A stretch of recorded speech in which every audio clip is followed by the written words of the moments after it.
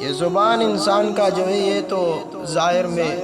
گوشت کا ایک چھوٹا سا ٹکڑا معلوم ہوتا ہے۔ اللسان جرمہ صغیر، اس کا حجم اور جسم تو چھوٹا ہے،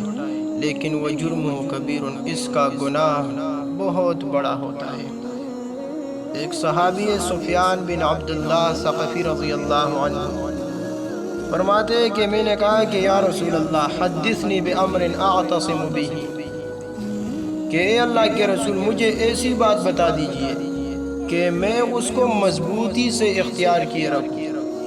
تو رسول اللہ صلی اللہ علیہ وسلم نے فرمایا قل ربی اللہ ثم استقم، کہ تم یہ بات کہو کہ میرا رب اللہ ہے، اور پھر اسی پر جم جاؤ، اسی پر قائم رہو، اسی پر استقامت اختیار کرو۔ فرماتے کہ میں نے عرض کیا کہ اے اللہ کے رسول ما اخوف ما تخاف علیہ، کہ اے اللہ کے رسول آپ میرے بارے میں سب سے زیادہ کس چیز سے ڈرتے ہیں؟